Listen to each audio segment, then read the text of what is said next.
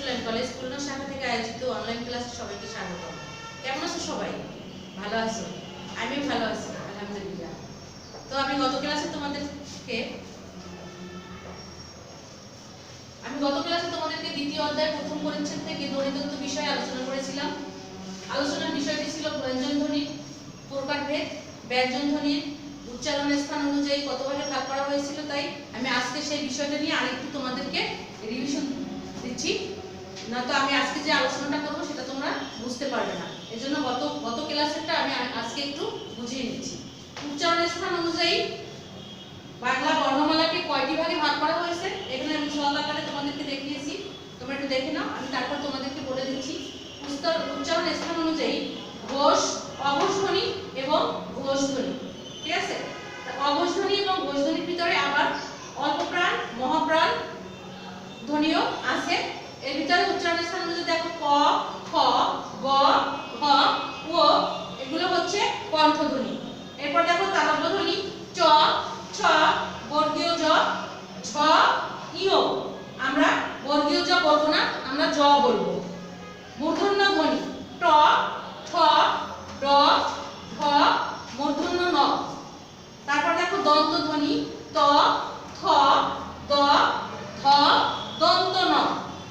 এরপর আসে ওষ্ঠ ধ্বনি প, ফ, ব, ভ, ম। এগুলো হচ্ছে আমাদের যে 25টি যে আমাদের স্পর্শ ধ্বনি আছে তার এক একটি বর্গ এখানে দেয়া আছে। আজকে আমি তোমাদের সাথে আলোচনা করব ব্যঞ্জন ধ্বনির উচ্চারণ নিয়ে। উ, ইয়, মূর্ধন্য, দন্তন্য এবং ম। এই যে উ এবং ইয়, মূর্ধন্য ন এবং দন্তন্য, এগুলোকে আমরা নাসিক্য ধ্বনিও বলতে পারি। এগুলো হচ্ছে নাসিক্য ধ্বনি, কারণ এগুলি উচ্চারণের সময় আমাদের নাকের কি হয়, নাকের ভিতর দিয়ে বাতাসের তারতম্য ঘটে, এজন্য এগুলিকে আমরা বলি নাসিক্য ধ্বনি। এরপরে আমরা দেখি, এটা আমি মুছে ফেলছি তোমাদেরকে বোঝানোর জন্য, আমি আর একটু লিখে লিখে তোমাদেরকে বোঝাবো। এরপরে আসছে আমাদের চন্দ্রবিন্দু, একটি ব্যঞ্জন বর্ণের সর্বশেষ যে বর্ণ, আমরা বর্ণ বলি ওটাকে, তার নাম হচ্ছে চন্দ্রবিন্দু। এই চন্দ্রবিন্দুটিকে আমরা পরাশ্রয়ী বলতে পারি। কি বলতে পারি? পরাশ্রয়ী ধ্বনি। পরাশ্রয়ী ধ্বনি মানে সে পরের আশ্রয়ে থাকে। আবার এই ধ্বনিটিকে আমরা কি বলতে পারি? আনুনাসিক ধ্বনি। কারণ চন্দ্রবিন্দু দিয়ে যদি আমরা কিছু লিখি, যেমন ধরো কি লিখেছি এখানে চা, চন্দ্রবিন্দু কিন্তু আমি এখনো ব্যবহার করিনি। যখন এই চ এর উপরে চন্দ্রবিন্দুটা বসবে তখন এর উচ্চারণটা নাসিক্য হয়ে যাবে। তো তাই আমরা এই চন্দ্রবিন্দুকে আনুনাসিক ধ্বনিও বলতে পারি। তাহলে আমরা কি উচ্চারণ করব? যদি চন্দ্রবিন্দু ছাড়া থাকে কি, তাহলে হবে সা। আর যদি চন্দ্রবিন্দু হয় তাহলে হবে কি চা। আমরা একটু নাকে নিয়ে এটা উচ্চারণ করব। এরপরে দেখো উ এবং অনুস্বার, এই যে ধ্বনি দুটি আছে, এই উ এবং অনুস্বার, এর কিন্তু উচ্চারণের দিক থেকে বা কোনো বর্ণের সাথে যদি আমরা এটা দিয়ে যদি আমরা কোনো শব্দ লিখি, এর উচ্চারণ কিন্তু একই হয়, এর উচ্চারণ একই রকম হয়। যেমন ধরো আমরা ব্যাং লিখি, ব্যাং, ব্যাং, এই যে শব্দটি আমরা লিখলাম, এখানে ব্যাং উচ্চারণটা যেভাবে হলো, আমি যদি অনুস্বার দিয়ে লিখি তাহলে হবে ব্যাং। এই যে দেখো অনুস্বার এবং উ, এই দুটির উচ্চারণ একই রকম হয়। ইয়, এবার আসো ইয়। ইয় উচ্চারণটা বাংলায় ইয়, এটা অনেক সময় উচ্চারণের ক্ষেত্রে, শব্দ উচ্চারণের ক্ষেত্রে ইয়া হয়ে যায়। যেমন ধরো মিউ, মিয়া, এটাকে আমরা এই যে এখানে আমি কি লিখছি মিয়া, কিন্তু এখানে তো কি ছিল, ইও ছিল, এর উচ্চারণটা ছিল ইও, এটা কি হয়ে গেল, মিয়া হয়ে গেল, এটা হয়ে গেল মিয়া। তবে এই যে অন্তস্থ ইয়া আমরা ইও এবং অন্তস্থ ইয়া একসঙ্গে উচ্চারণ করে থাকি এবং এর উচ্চারণ একই হয়ে থাকে। তবে চ বর্গীয় ধ্বনির আগে যদি ইও থাকে, চ বর্গীয় ধ্বনি, এর আগে তোমরা পর্ব দেখেছো, চ বর্গীয় ধ্বনির যে বর্ণগুলি আছে, ধ্বনিগুলি আছে, তার আগে যদি ইও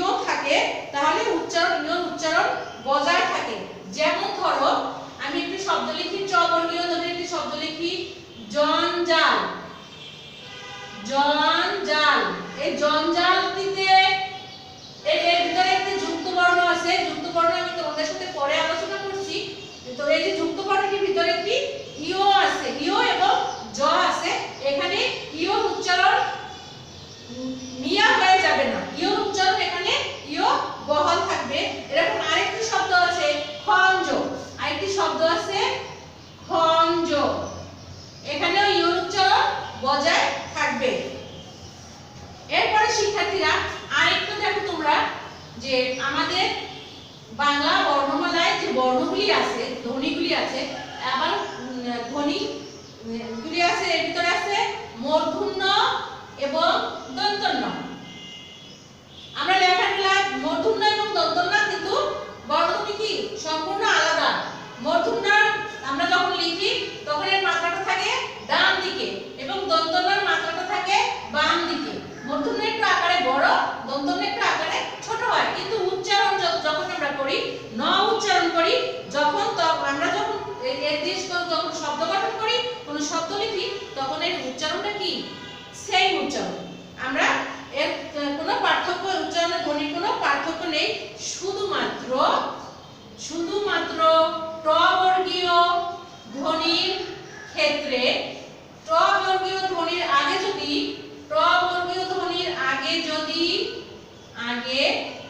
মূর্ধন্য বসলে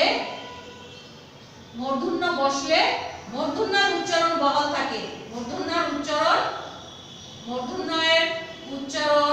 বহাল থাকবে। যেমন ঘন্টা,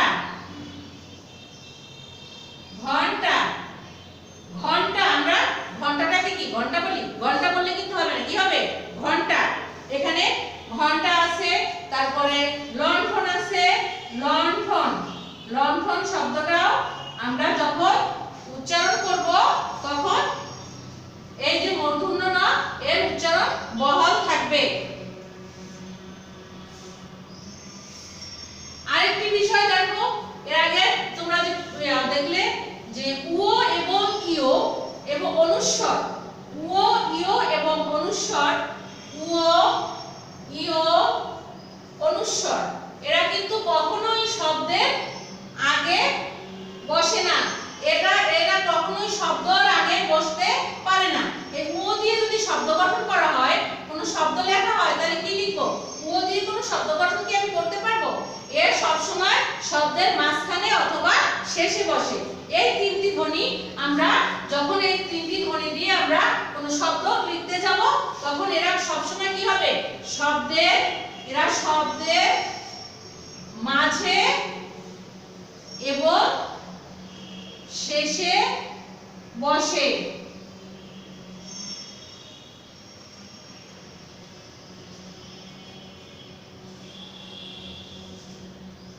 এরপর আসো র বর্ণটি উচ্চারণকালে জিহ্বার অগ্রভাগ কম্পিত হয়।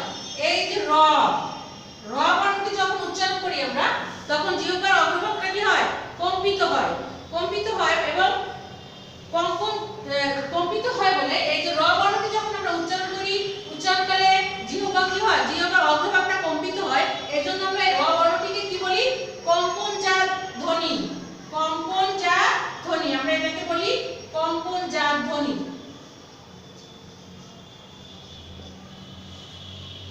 ল বর্ণকে ল, এবার আসো ল বর্ণটিতে ল যখন আমরা উচ্চারণ করি, ল বলো, ল যখন উচ্চারণ করি তখন আমাদের জিহ্বাটা দন্তমূলে লেগে যায়, উপরে দন্তমূলে লেগে জিহ্বার দুই পাশ দিয়ে বাতাস বেরিয়ে যায়। বাতাসটা যখন বের হয়ে যায় তখন মানে পাশ দিয়ে, জিহ্বার পাশ দিয়ে যখন বাতাস বেরিয়ে যায়, তখন এটাকে আমরা ধরে নিয়েছি পার্শ্বিক ধ্বনি হিসাবে। আমরা একে পার্শ্বিক ধ্বনি বলি। আমরা কি বলি? লকে পার্শ্বিক ধ্বনি বলতে পারি। এরপরে আসো বিসর্গতে। বিসর্গ দিয়ে কি কোনো শব্দ গঠন করা যায়? বলো তো সবাই, বিসর্গ দিয়ে আমরা কিভাবে শব্দ গঠন করব? এই যে বিসর্গ, এটাও পরাশ্রয়ী ধ্বনি। এই ধ্বনিটিকেও বলা হয় পরাশ্রয়ী ধ্বনি।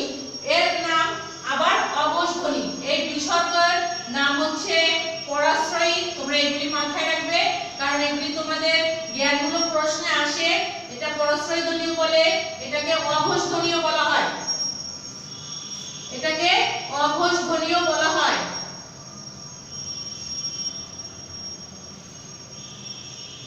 আবার এই যে বিসর্গ, এটা হয় কি, এই যে হ ধ্বনিটি আছে, হয়ের উচ্চারণের প্রাপ্ত ধ্বনি, উচ্চারণের প্রাপ্ত ধ্বনি। বিসর্গ ধ্বনিটি হয়ের উচ্চারণের প্রাপ্ত ধ্বনি। যেমন ধরো, উদাহরণ দিয়ে বুঝিয়ে দিলে তোমরা বুঝতে পারবে। বড়, বড়, এই হ উচ্চারণটা এত দ্রুত হবে এবং এত দ্রুত বেগে উচ্চারিত হবে যে হটা আর আমরা কি হবে, আমাদের শ্রুতিগোচর হবে না। কিন্তু আমরা যখন বলি বড় বড়, তখন শেষে একটু হ উচ্চারিত হয়, কিন্তু উচ্চারণটা এত দ্রুত হয় বিধায় আমরা বুঝতে পারি না। তো বিসর্গের প্রাপ্ত ধ্বনি হচ্ছে, হয়ের প্রাপ্ত ধ্বনি হচ্ছে বিসর্গ ধ্বনি, হয়ের বিসর্গ ধ্বনি হচ্ছে হয়ের প্রাপ্ত ধ্বনি। এরপরে দেখো, বিসর্গ যদি, এই বিসর্গকে যদি আমি কোন শব্দের মাঝখানে বসাই, বিসর্গকে যদি কোন শব্দের মাঝখানে বসাই, তাহলে সেই শব্দের পরের বর্ণটি দ্বিত হবে। এই পরের যে ধ্বনিটি আছে, পরের যে বর্ণটি আছে, এটিকে দ্বিত করতে হবে। এখানে কি লেখা আছে, দুঃখ।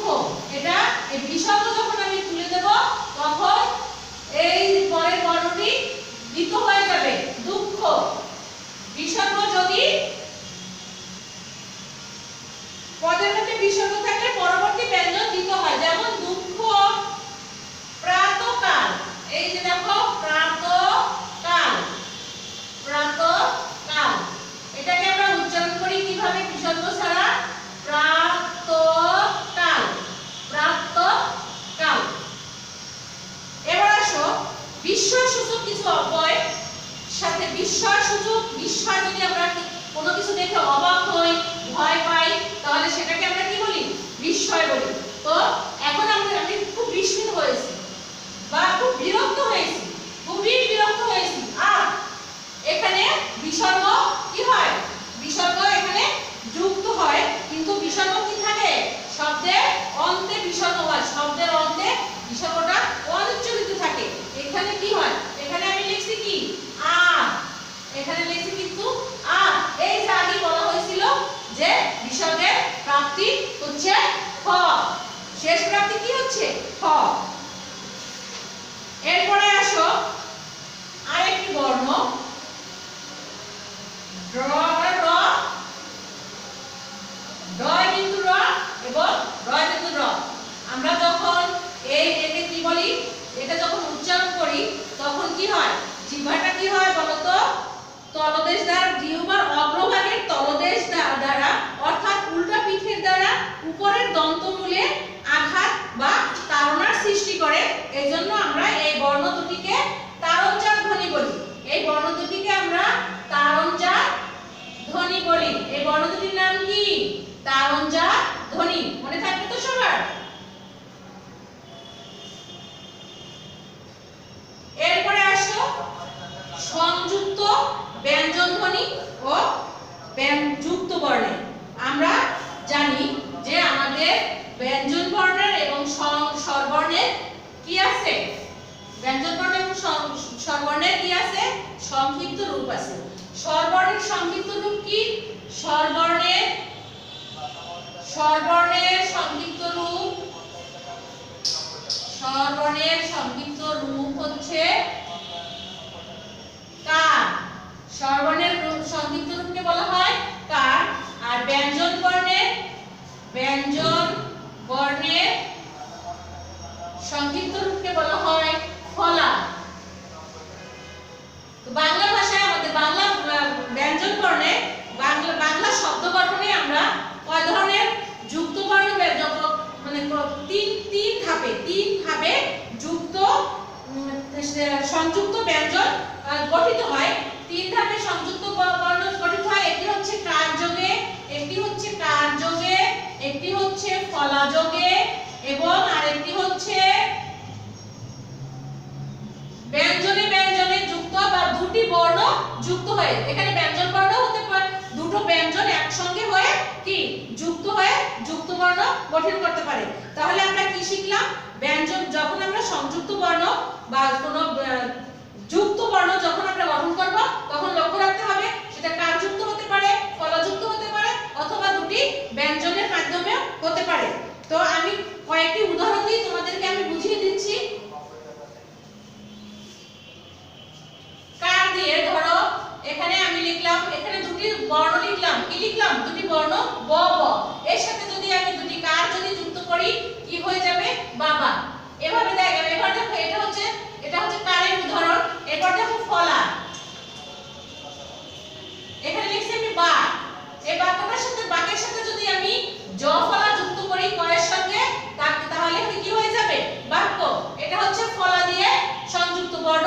এরপরে আমি দুটো বর্ণ দিয়ে সংযুক্ত করব। যেমন একটি আমি লিখি প্রাপ্তি, পয়রা ফলা পয় তয় ইকিটা প্রাপ্তি। এই যে প্রাপ্তি কথাটি এখানে আছে, এখানে দেখো কি কি আছে? পয়ের সাথে এখানে আছে প যোগ র ফলা, তারপরে যোগ আছে কি প, তারপরে আছে ত। এই সব মিলিয়ে কি হলো? প্রাপ্তি। তারপরে আছে কি? এখানে একটি আকার আছে, এখানে একটি দীর্ঘ ইকার আছে, আকার আছে এবং দীর্ঘ ইকার আছে। এই যে সব মানে কার, ফলা এবং দুটি যুক্ত বর্ণ একত্রিত হয়ে একটি শব্দ গঠিত হয়েছে। সেই শব্দটির নাম হচ্ছে যুক্ত বর্ণ বা সংযুক্ত বর্ণ। এভাবেই আমরা যুক্ত বর্ণগুলোকে আলাদা করে থাকি এবং বুঝে থাকি। তাহলে আশা করি শিক্ষার্থীরা এই ধ্বনিতত্ত্ব চ্যাপ্টারের তোমরা 21 থেকে 26 নং পৃষ্ঠার যে ব্যঞ্জন বর্ণের ব্যঞ্জন ধ্বনির যে উচ্চারণটা আছে এবং সংযুক্ত ব্যঞ্জন ধ্বনি এবং সংযুক্ত ব্যঞ্জন বর্ণ আছে সেটা তোমরা অবশ্যই বুঝতে পেরেছো। আগামী ক্লাসে তোমাদেরকে অন্য আরেকটি বিষয় নিয়ে আবার আলোচনায় আসবো আমি। সেই পর্যন্ত তোমরা সবাই ভালো থেকো, সুস্থ থেকো এবং ভালো মানুষ হিসেবে নিজেকে গঠন করার জন্য ভালো ভালো বই পড়ো, বড় বড় লেখকের বই পড়বে, সব সময় সুশীল চিন্তা করবে, ভালো কাজ করার জন্য ভালো মানসিকতা তৈরি করবে। আমরা সবাই মানুষ হিসেবে অন্তত প্রতিদিন একটা করে ভালো কাজ করব। তোমরা সবাই ভালো থেকো। আজকের মতো আমার ক্লাস আমি এখানে শেষ করছি।